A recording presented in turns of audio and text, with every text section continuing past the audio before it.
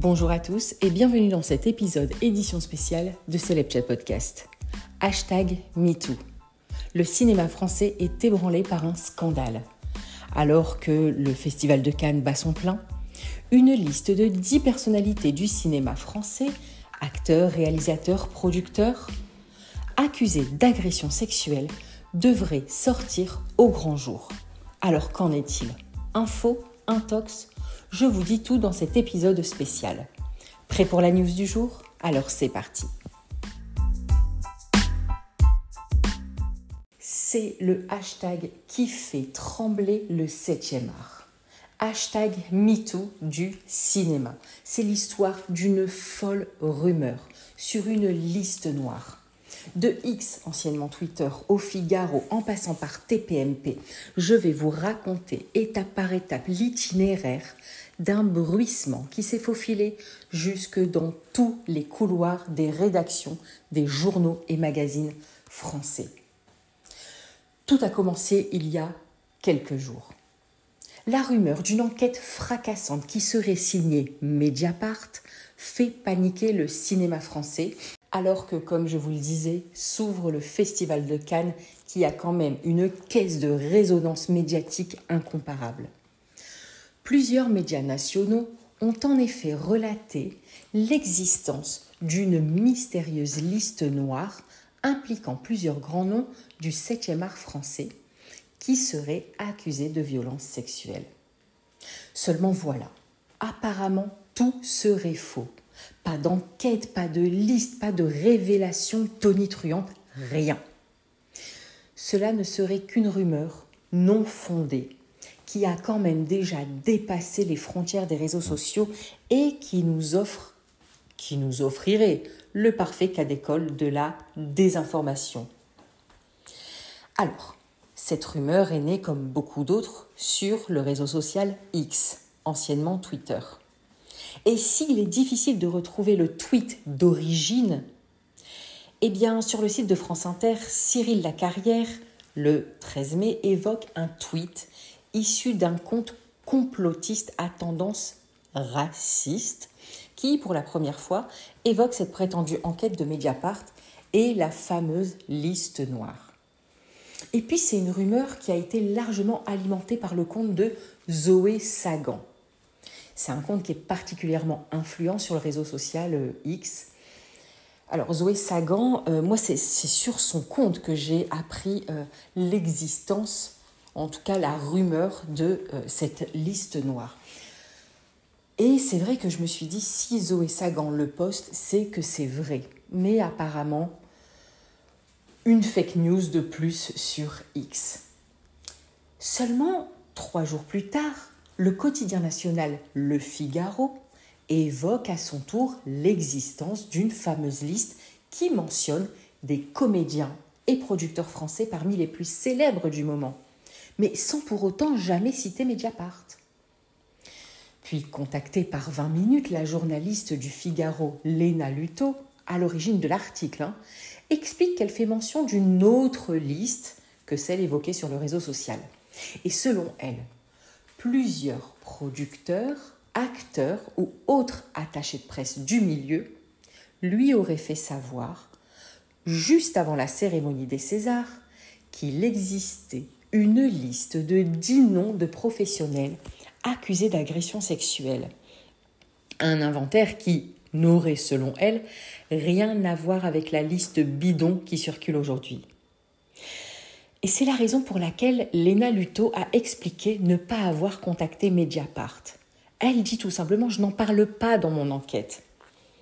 Et puis de son côté, le Canard enchaîné qui publiait dès le 7 mai une page pleine sur ce #MeToo du cinéma, affirmait que les enquêtes en cours sur les violences sexuelles dans le cinéma hantent les producteurs de films à quelques jours de l'ouverture du Festival de Cannes.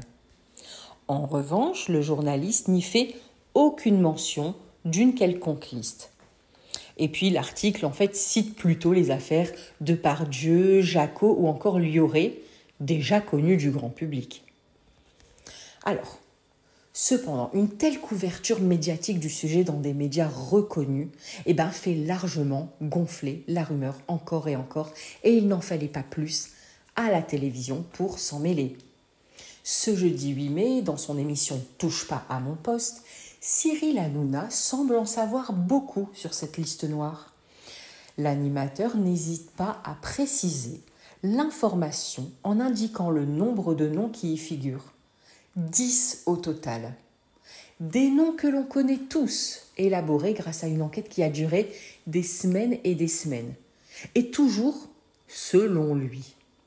Alors, n'ayant peur de rien, le chroniqueur Gilles Verdez pousse même le curseur en déclarant « Le Festival de Cannes n'a plus aucune raison d'être.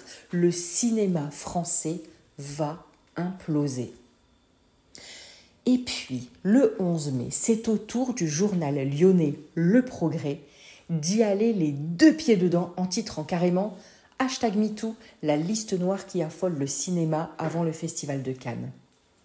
Et pour asseoir ses dires, le journaliste cite finalement Le Figaro, Le Canard enchaîné et même « Touche pas à mon poste ». Donc en fait, c'est un tourbillon sans fin où chacun se cite mutuellement. Et le lendemain, c'est l'opinion qui en remet une couche et va s'emparer de la non-information et de cette liste noire pour la politiser et en faire un papier, je dois l'avouer, aux accents anti-woke. Bon, il faudra finalement attendre un article du journal Le Parisien, le même jour, pour que la mention de fake news soit enfin abordée. On lit dans l'article que des noms circulent sans aucune précision ni preuve. On note également que, pour la première fois, la journaliste a pris l'initiative de contacter Mediapart. Et c'est Marine Turchi, spécialiste des violences sexuelles dans le média d'investigation, qui va confirmer au quotidien qu'il n'existe absolument pas de liste et que Mediapart ne publie que des enquêtes longues, étayées et respectueuses du contradictoire. C'est finalement ce lundi, veille de l'ouverture du Festival de Cannes et après plus de 10 jours de folles rumeurs, que Mediapart sort de son silence. C'est la responsable éditoriale de Mediapart, Lénaïque Bredoux, spécialiste des enquêtes concernant les violences sexistes et sexuelles au sein du journal, qui est à l'initiative de cet article, lequel a de vraies allures de droit de réponse. Et puis la journaliste s'est insurgée contre ce spectacle médiatique et pathétique et défend son journal. Elle dit « c'est faux ». Évidemment, disons-le d'emblée, Mediapart ne publie pas de liste. Et elle ajoute que, quand le média révèle des faits, il publie plutôt des enquêtes portant sur des informations recoupées et par définition, sûrement pas sur des rumeurs.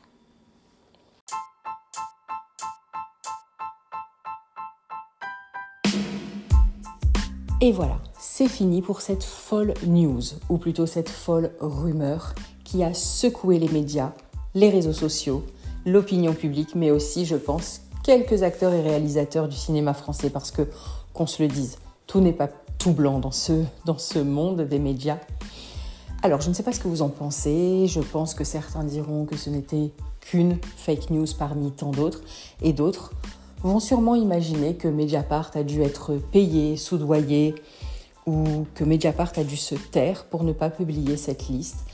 Je ne sais pas comment des animateurs très connus comme Cyril Hanouna vont se justifier. Parce qu'il avait quand même dit qu'il connaissait cette liste, qu'il connaissait les noms, qu'il avait vu cette liste. Alors, qu'en est-il ?